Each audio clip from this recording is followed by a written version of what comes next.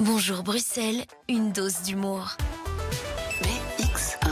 Et notre sourire quotidien nous est offert aujourd'hui par Edgar Cosma. Bonjour Edgar. Bonjour. C'est Edgar Ségard et vous allez nous faire un petit tour de l'actualité.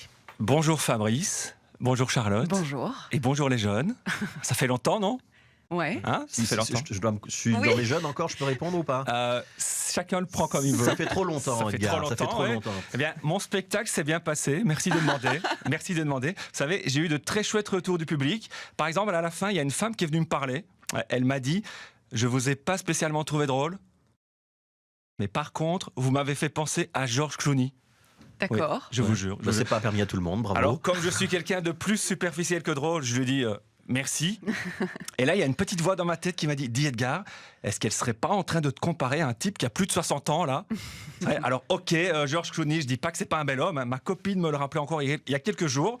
Mais bon, ça reste quand même un type qui, s'il était français, serait déjà à la pension. Il a 62 ans. Et quitte à me comparer, qu'on me compare au moins à des types de mon âge, hein, comme Justin Bieber par exemple. Oui, parce que je suis plus proche de lui que de George Clooney, j'ai calculé en fait.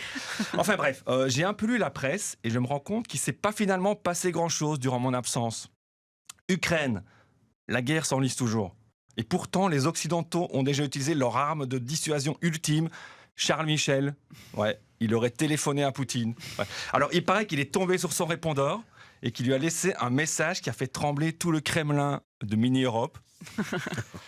Deleuze, certains magasins sont toujours fermés, direction et syndicats campent sur leur position. Mais est-ce qu'on parle des vraies victimes du conflit social, les clients du Deleuze Ducle, qui sont désespérés parce qu'ils n'arrivent pas à trouver de homards et de veuves flicots chez Lidl? Il faut en parler aussi, hein. Alors, France, réforme des retraites. Les Français se mobilisent toujours pour ne pas travailler 2 ans de plus. On peut les comprendre. Hein. Vous imaginez, Fabrice, un serveur de café devoir être désagréable jusqu'à 64 ans? Oh, impossible. Non, c'est impossible. Même moi, j'y arrive pas. On est d'accord, on est d'accord. C'est trop pénible. Alors en fait, Fabrice, Charlotte, ce matin, je me dis que la vraie vie, c'est un peu comme la série Plus belle la vie, vous voyez? Je m'explique. On peut faire des pauses, on peut reprendre quand on veut et on comprend toujours plus ou moins ce qu'il se passe. Donc, la seule différence avec Plus belle la vie, je me dis que c'est la vraie vie, c'est juste plus moche. Et puis ça continue. Plus belle la vie, c'est fini. Ah, c'est vrai, c'est fini? Ah bah oui. Oh là, c'est triste. On va arrêter cette chronique.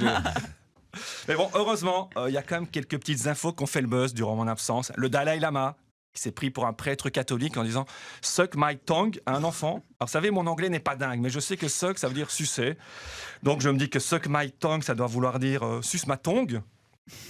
Je me dis que les bouddhistes ont quand même de drôles de fantasmes, hein, sucer une tongue. Mais bon, les sus et les coutumes, comme disait Bill Clinton, ça ne se discute pas. Hein, Maître bien, Gims. Edgar. Bien, merci. Maître Gims, ou juste Gims, comme il veut qu'on l'appelle dorénavant. Il a donné son premier cours d'égyptologie en affirmant que les pyramides étaient des centrales ou des antennes électriques. Alors je me dis que Gims, parmi toutes ces conneries, il a quand même une bonne idée dans sa vie, ne plus se faire appeler maître. Et enfin, le meilleur pour la fin, Georges Duboucher, le Gims de la politique belge. Il est devenu réserviste dans l'armée belge. Vous le saviez, Charlotte? Non. Il est devenu réserviste, c'est complètement fou. Il a toujours une passion pour les avions. Force aérienne. Voilà, la force aérienne, tout à fait. Eh bien là, pour une fois, je me dis qu'il a peut-être une bonne idée. Parce que imaginez que la Russie nous envahisse. Vous voyez où je veux en venir? Il mourra peut-être bravement au combat, vous voyez, en utilisant sa chienne Lilou comme bouclier. Et après la libération, sur la grande place de Mons, il y aura peut-être la statue de ce soldat trop connu avec son épitaphe « Mort au wok ». Fier d'être libéral. Et si ça déplaît à certains, à mon avis nombreux peut-être, moi je propose qu'on la fasse fondre pour en faire une de moi par exemple. Hein, comme ça les gens diront « Oh regardez, une statue de George Clooney ». Allez, bonnes vacances de printemps, n'oubliez pas, la crème solaire, c'est toutes les 2 heures. C'était Edgar Cosma et son décalage habituel. Merci Edgar.